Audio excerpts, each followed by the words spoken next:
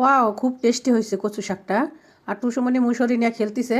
এই যে কচু শাকটা বাগার দিয়ে দিলাম আর মাছটা ভালো মতো মশলা দিয়ে মেখে রাখলাম আর রান্নার জন্য সব কিছু রেডি করে নিলাম। আসসালামু আলাইকুম, কেমন আছেন সবাই? আলহামদুলিল্লাহ, আল্লাহর অশেষ রহমতে আমিও ভালো আছি। আমার বাচ্চাটাও ভালো আছে আলহামদুলিল্লাহ। আমার বাচ্চাটা এই যে দেখুন সকাল সকাল আজকে একেবারে বেপুরে ঘুম পড়ে গেছে। তো আমি আর কি যাই একটু ডিস্টার্ব করতেছিলাম, তাকে বারবার করে মানে খোঁচা দিচ্ছিলাম। তখন ও ঘুম থেকে উঠে একেবারে আমার প্রতি খুব রাগ হয়ে গেছিলো আর কি। তো মানে উঠতেছেই না, আমি বারবার খালি খুঁচাখুচি করতে আসি। এরপরে এই যে দেখেন উঠে গেছে। উঠে আর কি এই যে দেখেন আমার সাথে মারামারি লেগে যাইতেছিল, বারবার করে এই যে কামড়াচ্ছিল আমার হাতের মধ্যে। আর হচ্ছে ও মানে চারটা চুটা পরিষ্কার করতেছে যে ময়লা টয়লা আছে নাকি কোনোখানে। আর আমি এই যে রান্নার জন্য সব কিছু রেডি করে একেবারে গুছগাছ করে তারপরে এই যে রান্নাতে চলে আসলাম। আর আপনাদেরকে একটু দেখিয়ে দিলাম আজকে মেনুতে কী কী আছে। তো এখানে কচু শাক রান্না করব ডাল দিয়ে, আর হচ্ছে পাঙ্গাস মাছ দিয়ে, আর ট্যাংরা মাছ টমেটো দিয়ে ভুনা করব। আর এটা টেবিলটা আমি আজকে ভালো মতো একেবারে পরিষ্কার করে গুছিয়ে নিলাম, আপনাদের একটু দেখাই দিলাম আর কি। দেখেন কত সুন্দর করে গুছা রাখছি, যদিও বা আমি অত সুন্দর গুছাতে পারি না গো, তাও যতটুকু পারছি আর কি, যতটুকু বুঝি যেরকমভাবে তো আর কি গুছিয়ে নিছি। আর এই যে আমি এখন রান্নাতে চলে আসলাম। এখন রান্না করতে কচু শাকে যে বসাই দিলাম। তো কচু শাক মানে কিন্তু রসুন দিতে হয় পর্যাপ্ত পরিমাণ, রসুন বেশি না দিলে গলা চুলকানোর সম্ভাবনা বেশি থাকে। তো আমি কিন্তু অনেকগুলো রসুন দিয়ে দিছি, আর পেঁয়াজ কাঁচামরিচ। আর কচু শাকে কিন্তু কাঁচামরিচটাও বেশি ঝালের পরিমাণটা বেশি লাগে, একটু ঝাল হলে খেতে ভালো লাগে।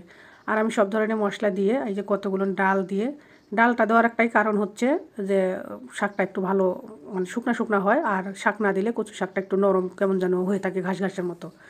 আর আমি এই যে এখন এই ট্যাংরা মাছটা সব ধরনের যে মশলা দেওয়া, নুন হলুদ মরিচ একটু ধনিয়া গুঁড়া একটু মিক্স মশলা আদা বাটা জিরে দিয়ে একটু এই যে তেল দিয়ে ভালো মতো এটা মেখে রেখে দিলাম আগের থেকে ম্যারিনেট করে, যে মশলাটা যাতে মাছের ভেতর পর্যন্ত ভালো মতো ঢোকে এর জন্য আর কি রাখা। আর এই যে আমি এখন আবার চলে আসলাম শাকটা, এই যে মোটামুটি নিচ থেকে অনেকটা পানি বেরিয়ে যাচ্ছে। তো যদিও বা আমি এটা বুঝতে পারি নাই, শাকে কিন্তু মানে বেশি একটা পানি বের হয় নাই। তো আমি পরবর্তীতে আরও একটু পানি দিয়ে দিয়েছিলাম, দেখি ভালো সিদ্ধ হয় না কেউ। তো সেদ্ধ না হলে কিন্তু গলা চুলকানোর সম্ভাবনা থাকে। আর যেখান থেকে আমি এটা কিনে নিয়ে এসেছি সেই লোকটা কিন্তু বলছে যে এটা আমার ক্ষেতের শাক, এটাতে গলা চুলকায় না কো। তো আসলে লোকটার কথা কিন্তু খুবই সত্য। তো একটা ফুটাও গলা চুলকায় নাই। আর এত পরিমাণে টেস্ট হয়েছিল এই শাকটা, আমার টুসুমনির বাবা কিন্তু কচু শাক খায় না, আর আমার টুসুমনির বাবা কিন্তু কচু শাকটা খাইছে আর কি। আর আমি সুন্দর করে এটা একেবারে সেদ্ধ করে ঘুটাঘাটি করে নিলাম, নিয়ে এরপরে পাঁচফোড়ন দিয়ে দিলাম। ফোড়নে জিরার ঘ্রাণ এক ধরন, আর কিন্তু পাঁচফোড়নের ঘ্রাণ কিন্তু আরেক ধরন। তো সেক্ষেত্রে আমি এখানে পাঁচফোড়ন ইউজ করছি। এখানে যেহেতু ডালও আছে সেক্ষেত্রে ডাল মানে তো পাঁচফোড়ন।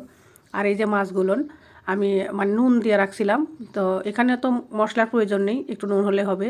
এর জন্য আমি পেঁয়াজ আর রসুনগুলো ভালো মতো ভেজে নিয়ে এই যে মাছটা দিয়ে দিলাম, দিয়ে ওইখানে একেবারে গোটানাটা করে ভেঙে নিলাম, নিয়ে এই যে সেদ্ধ করে রাখা কচুগুলো দিয়ে দিলাম। এখন আর কচু শাক শাক মানে কিন্তু একটু তেলের পরিমাণটা বেশি দিতে হয়, নইলে কিন্তু কড়াইতে বারবার লেগে যাবে, বা একটু পোড়া পোড়া কেমন যেন আর কি হয়। একটু পোড়া পোড়া হলে কিন্তু পুরার একটা ঘ্রাণ কিন্তু খুবই ভালো।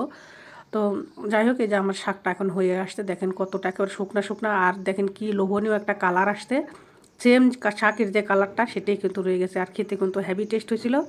আর টুসুমনির বাবা রাত্রে যে যখন বাসা আসতে তখন একটা মশারি নিয়ে আসতে, যদিও বা আমার আগের মশারিটা আমার টুসিমণি বারবার করে মশারি নিয়ে নিচে পড়ে পড়ে জায়গায় জায়গায় ফুটা করছে। মশায় আর বাদ মানে না, বারবার খালি মশা কানের করে যা গান শোনায়।